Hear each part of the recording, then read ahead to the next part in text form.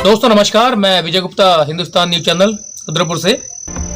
और आज पहुंचे हैं फिर एक और बहुत बड़ी शख्सियत, दिलों में राज करने वाले एक ऐसे धनी व्यक्ति के पास जो पिछले 20 सालों से कॉलेज से लेके राजनीति के हर क्षेत्र में लोगों के दिलों पर, जनता के दिलों पर राज कर रहे हैं। जी हाँ, मैं लेकर आया हूँ आपको हमारे कॉलेज के पूर्व छात्र संघाध्यक्ष श्री संदीप चीमा सिंह के पास और पूर्व उपाध्यक्ष नगर, पूर्व जिला पंचायत उपाध्यक्ष उधम सिंह नगर और प्रेजेंट टाइम में चीमा जी की श्रीमती पत्नी जी वो इस वक्त जिला पंचायत सदस्य हैं। और 20 सालों से राजनीति का सफर करते करते आज एक 66 विधानसभा क्षेत्र रुद्रपुर से बागडोर संभालने को तैयार है बिल्कुल। और हर तरफ सर के फ्लैक्सी, सर के पोस्टर लोगों ने लगवा रखे हैं। कई पार्टियां अपने पास से लगवाती हैं, लेकिन सर के समर्थकों ने, चीमा जी के समर्थकों ने खुद अपने पास से वो फ्लैक्सी वगैरह लगवाई हैं कि हम संदीप चीमा जी को ये मौका देना चाहते हैं, विधायकी के क्षेत्र में लाना चाहते हैं और अपने सभी परेशानियों को दूर करवाना चाहते हैं। तो आइए ले चलते हैं श्री संदीप चीमा सिंह के पास। नमस्कार भाई साहब। नमस्कार विजय जी। संदीप जी, बहुत सालों से आप राजनीतिक क्षेत्र में हैं और इस बार जो 66 विधानसभा क्षेत्र रुद्रपुर का जो क्षेत्र है वो आपके इस इलाके में आ रहा है और बहुत जोर शोर से आपका नाम आपके समर्थक ले रहे हैं कि इस बार हम संदीप चीमा जी को इस बागडोर के लिए कहते हैं तैनात कर रहे हैं उनको। तो सर ये बताइए कि आपका क्या उद्देश्य है ये विधायकी का चुनाव लेकर आकर, और आप क्या करना चाहते हैं जनता के लिए? देखिए, चाहे शुरू से ही छात्र जीवन से लेके, जैसे आपने अभी बताया कि मैं छात्र राजनीति में शुरुआत मैंने की और सन 2000 में मैं रुद्रपुर डिग्री कॉलेज छात्र संघ सचिव बना और 2002-2003 में छात्र संघ अध्यक्ष बना मैं। और उसी साल जो कुमाऊं यूनिवर्सिटी के चुनाव होते हैं उसमें छात्र महासंघ महासचिव के पद पे मैं रहा और धीरे धीरे लगाव राजनीति में रहा और हमेशा समाज सेवा में हम आगे रहे और युवाओं का हमेशा मेरे साथ बना रहा और लगातार 5-6 साल तक लगातार हमने छात्र संघ अध्यक्ष का चुनाव लड़ाया और छात्र संघ अध्यक्ष बनाने का हमने काम किया। उसी सिलसिले में फिर जब हमने कॉलेज से हम निकले तो राजनीति हम कर ही रहे थे, समाज सेवा कर रहे थे। उसके साथ साथ हमने जब ग्रामीण क्षेत्र में हमने शुरुआत की तो हम 2009 में यहाँ बीडीसी मेंबर, मेरी माताजी बीडीसी मेंबर रही, महिला सीट थी तब, तो मेरी माताजी बीडीसी मेंबर रही, तो पूरे जिले में सबसे अधिक वोटों से हम जीते। और 2014 में जब लोकसभा का चुनाव था और मोदी जी पहली बार प्रधानमंत्री बने थे और इनका स्लोगन चला था अब की बार मोदी सरकार, और जस्ट 15 दिन बाद लोकसभा के चुनाव के बाद 15 दिन बाद हमारा ग्राम सभा का चुनाव था और उसमें मैं जिला परिषद सदस्य बना और अध्यक्ष की दौड़ में थे, मेंबर भी मेरे साथ थे। लेकिन ये था कि जो अध्यक्ष पहले बने थे वो भी कांग्रेस पार्टी के थे और हम भी कांग्रेस पार्टी के थे। तो हमारे तत्कालीन मुख्यमंत्री आदरणीय हरीश रावत जी ने हमें बैठा के हमारा आपस में समझौता कराया कि दोनों एक ही पार्टी के हैं, जो सीनियर वो अध्यक्ष बन जाए तो मुझे उपाध्यक्ष बनाएगा। निर्विरोध मैं रुद्रपुर में उपाध्यक्ष बना और 5 साल मैंने जिला पंचायत में काम किया। और 2019 में अब परिसीमन में कुछ हिस्सा मेरा किच्छा विधानसभा में चले गया था, कुछ आधा रुद्रपुर विधानसभा में था और उस आरक्षण में इस बार महिला सीट हो गई थी जिसमें मेरी पत्नी इस बार जिला पंचायत सदस्य के रूप में काम कर रही थी और मैं राजीव गांधी पंचायती राज संगठन के जिला संयोजक के रूप में काम कर रहा हूँ। और अब जब 2022 के चुनाव हैं तो उसमें सभी लोग, देखिए कांग्रेस पार्टी एक लोकतांत्रिक पार्टी है और सभी को अपनी अपनी दावेदारी करने का अधिकार है। उसी में हम समाज सेवा से जुड़े थे, लोगों के दुख में दर्द में हम हमेशा जाते थे, दुख सुख में लगा रहता था, चाहे नगर निगम का क्षेत्र हो, चाहे ग्रामीण का हो, चाहे लोकसभा का चुनाव हो पार्टी का, चाहे विधानसभा का हो, चाहे नगर निगम का हो, चाहे हमारे ग्राम सभा का हो। हर जगह हम अपनी हिस्सेदारी लगातार बनाए रखते थे। उसी सिलसिले में 2022 में हम भी दावेदारी कर रहे हैं और बड़ी मजबूती से हमारी दावेदारी है, और पार्टी हाईकमान का जो आदेश होगा उस निर्णय में जो भी उनका आदेश होगा उस पर हम चलेंगे, चाहे वो हमें टिकट दें तो या किसी और को भी दें। हम पार्टी के सच्चे सिपाही और पार्टी के साथ रहेंगे और मजबूती से, पहली बात है मजबूती के साथ हम अपनी दावेदारी कर रहे हैं। सर, शिक्षा के लिए क्या मैसेज देना चाहेंगे, क्योंकि इस बार जितने भी जो क्लासें हुई हैं कोरोना काल में, ये सारी ऑनलाइन क्लासें हुई हैं और सरकार कहती है कि सभी बच्चों को लैपटॉप दिया जाए या मोबाइल दिया जाए, और डॉक्टर कहते हैं कि बच्चों को एंड्रॉयड मोबाइल से दूर रखा जाए। तो सर, ऐसे में बच्चे किधर जाएं? लैपटॉप लें, मोबाइल लें, या सर ऑनलाइन क्लास करें? और या ऑनलाइन क्लास करने के बाद भी बहुत सारे बच्चों के घर में एंड्रॉयड मोबाइल नहीं है, वो कहाँ से करें, कैसे करें? तो इस पर एक टिप्पणी दीजिए। देखिए, ये कोरोना काल में एक त्रासदी आई जिसमें आम लोग ही एक दूसरे से, समाज में एक दूसरे से लोग दूर भागने लगे, जिसकी वजह से यहाँ पे लॉकडाउन लगाया गया और बहुत लोगों को परेशानियाँ भी हुई। उसी को लेके जब सरकार के द्वारा और स्कूलों के द्वारा ऑनलाइन क्लासेस शुरू की, निश्चित रूप पे आपकी बात सही है कि कुछ लोग जो गरीब हैं एंड्रॉयड मोबाइल वो कहाँ से लाएंगे। कईयों के पास तो छोटा सा 1000-2000 वाला मोबाइल था, लेकिन अब उसमें नेट नहीं चलता था। मजबूरी में चाहे किसी से उधार पैसे लिए या कोई लोन लिया, आजकल जो कंपनियां हैं वो मोबाइल भी लोन पे दे देती है, चाहे कैसे भी करके उन्होंने बच्चों के लिए लेके दिया, लेकिन बच्चों की आंखों पे प्रभाव पड़ रहा है। अब बच्चे छोटे हैं, वो अगर 1 घंटा क्लास पढ़ते हैं तो 1-2 घंटे उसमें गेम भी खेलने लगते हैं, जिसपे उनकी आंखों पे और आगे स्वास्थ्य पे प्रभाव पड़ रहा है, जिसके लिए आने वाले टाइम के लिए ये दिक्कत तो है ही है।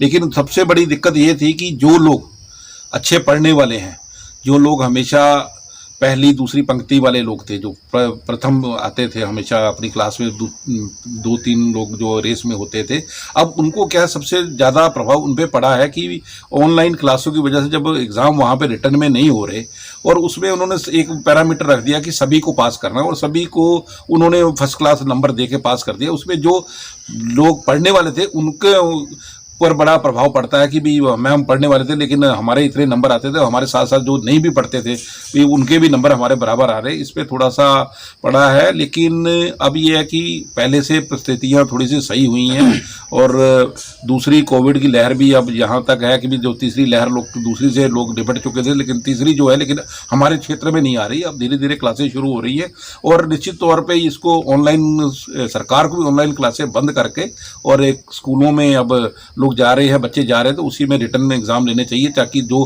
पढ़ने वाला बच्चा है तो वो उसकी काबिलियत अपने उसके एग्जाम के हिसाब से उनको मार्क्स मिलने चाहिए। अच्छा सर, ये बताइए, जो सरकार ने अभी एक प्रलोभन दिया है लोगों को, 100 रुपये से ऊपर पेट्रोल के दाम पहुंच गए, डीजल के दाम पहुंच गए, और जैसे चुनाव नज़दीक आया उसके बाद तुरंत उन्होंने 10-12 रुपये कम कर दिया, तो और गैस सिलेंडर भी 400 रुपये से सीधे 1000 रुपये कर दिया। तो सर, क्या महंगाई को लेकर आप क्या कहेंगे जरा? देखिए, महंगाई तो चरम सीमा पे है। जब भाजपा आई थी तो बड़े बड़े उन्होंने होर्डिंग लगाए थे, अब बहुत हुई मार, अब की बार मोदी सरकार।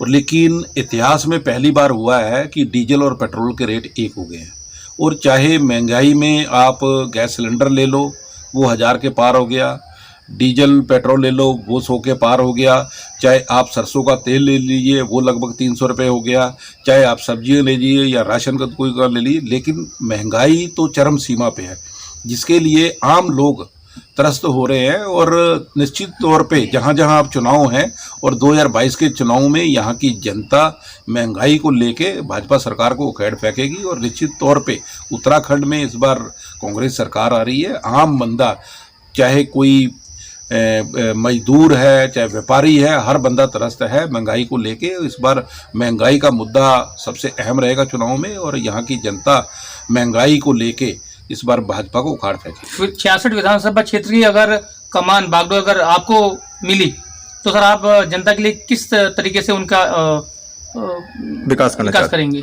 देखिए, जो रुद्रपुर शहर में सबसे बड़ा मुद्दा था नजूल का, जिसका 3-4 बार झूठ बोल के भाजपा सत्ता में आई, सबसे पहले तो ये है कि हम उस नजूल के मुद्दे को लेंगे जो भाजपा की डबल इंजन की सरकार उसको पूरा नहीं कर पाई। सबसे पहले हमारी प्राथमिकता रहेगी, हमारी सरकार आती है तो सबसे पहले यहाँ पे लोगों को नजूल का जो मालिकाना हक है उसका एक जो इन्होंने भाजपा वालों ने अभी सिर्फ कैबिनेट में पास कराया था, लेकिन जिसका अभी तक अध्यादेश नहीं आया, लेकिन वो शफू का उन्होंने सिर्फ चुनाव के लिए छोड़ा था। बड़े बड़े होर्डिंग लगा लिए और संगठन वाले अपना श्रेय ले रहे थे, विधायक अपना श्रेय ले रहे थे कि भी हमने कराया, लेकिन जमीनी तौर पर उन्होंने कुछ नहीं किया।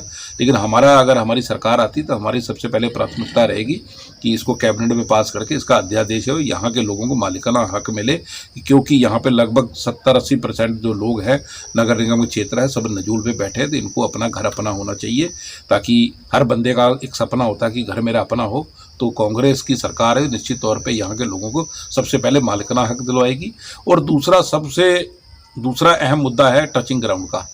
जो निगम का चुनाव हुआ था तो इन्होंने भाजपा वालों ने कहा था इसको रुद्रपुर सिटी को इंदौर सिटी के रूप में हम विकसित करेंगे और टचिंग ग्राउंड को एक प्रोसेसिंग प्लांट लगाएंगे हम, और उसके लिए उसको एक खेतों में उसके लिए खाद भी बनेगी, उसमें एक आय भी आएगी होगी इसकी नगर निगम की। लेकिन वो सारे जितने भी इनके मुद्दे थे इन्होंने चुनाव के बाद हवा में उड़ा दिए और बजट के नाम पे खर्च करके इन्होंने एंजा कॉलेज की ज़मीन पे चारदीवारी भी की, लेकिन वहाँ पे कोई प्रोसेसिंग प्लांट भी लगाया गया। और यहाँ का आलम यह है कि भी टचिंग जो यहाँ से किच्छा की तरफ लोग जाते हैं तो एक जो हाईवे है एक रोड तो बिल्कुल उन्होंने जो वहाँ पे जितना भी कूड़ा पड़ा हो तो वो रोड के ऊपर आ गया। सबसे पहले तो ये यहाँ से हटाने का है कि दूसरा हमारा मुद्दा रहेगा कि टचिंग ग्राउंड एक बने और यहाँ से कूड़ादान जो ये सारे यहाँ से जो गंदगी का आलम है कि यहाँ एक महामारी रहती है, लोगों के पूरा परेशानी झेल रहे हैं। सबसे पहले ये यहाँ से कूड़ादान यहाँ से हटे, इसको हटाएंगे।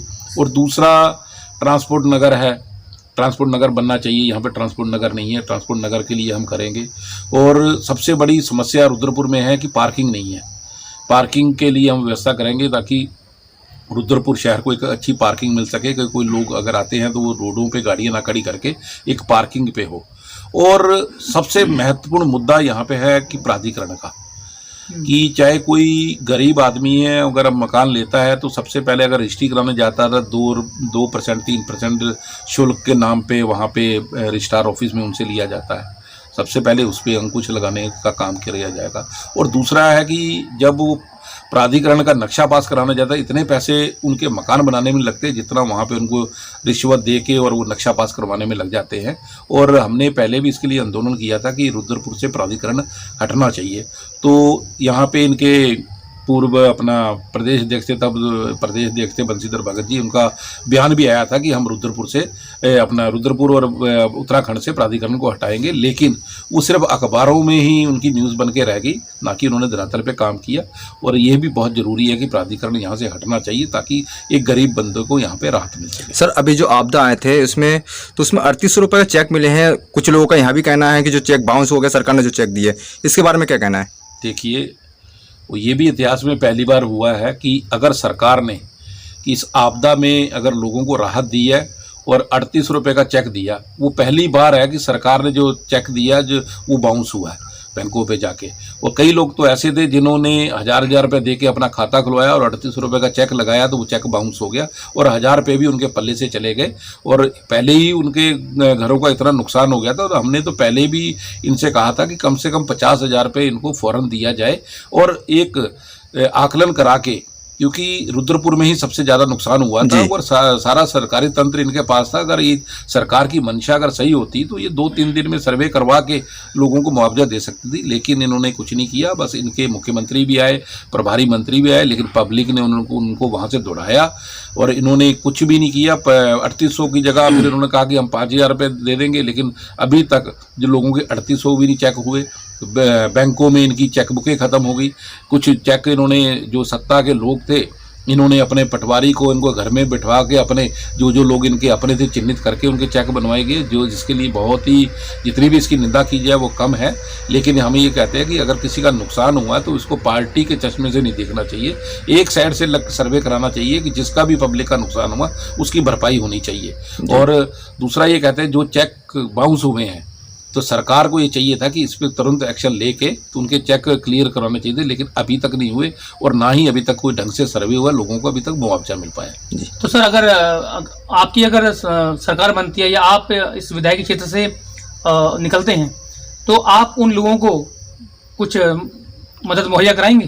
देखिए, वो तो अभी 1.5-2 महीने हैं चुनाव आने में। हमने पहले ही अभी उस दिन हमारे नेता हरीश रावत जी आए थे, तो उस दिन हम मुखर्जी नगर और ट्रांजिट कैंप के एरिया में घूमे थे और हमने उस दिन एडीएम से बात हुई थी। उन्होंने 10 दिन का समय दिया था कि 10 दिन के अंदर सर्वे करवा के इनका जो भी मुआवजा है इनको दिया जाए। अगर नहीं होता तो हम एक बड़े स्केल पे यहाँ पे रुद्रपुर में प्रदर्शन करेंगे। तो लगभग 1 हफ्ता हो गया और 2-4 दिन है। अगर उसमें देखेंगे, अगर यहाँ सरकार की नहीं जागी और प्रशासन यहाँ का नहीं जागा, लोगों को सर्वे करा के उनको मुआवजा नहीं दियागा, तो हम अभी से इसके लिए आंदोलन करेंगे। जी सर, एक आखिरी सवाल।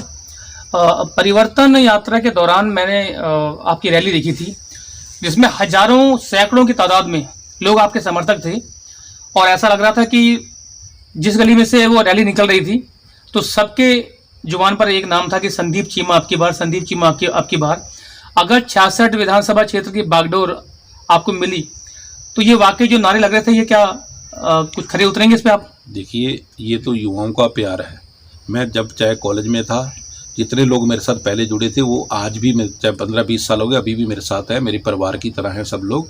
और मैं तो बस वाहिगुरु जी और बालाजी महाराज जी से यही प्रार्थना करता हूँ कि मुझे इतनी शक्ति दे भगवान, और जो लोगों की मुझसे उम्मीदें हैं मैं उस पर खरा उतरूं। और निश्चित तौर पे सभी लोग, युवा साथी हों चाहे बुजुर्ग हों, सभी मेरे साथ हैं। और जो मैं वादे करूंगा और जो लोग मेरे साथ होंगे यहाँ की रुद्रपुर विधानसभा के लिए मैं बिल्कुल खरा उतरूंगा और एक निश्चित रूप में एक सेवक के रूप में इस रुद्रपुर विधानसभा में काम करूंगा। जी, बहुत बहुत धन्यवाद चैनल से जुड़ने के लिए। Thank you.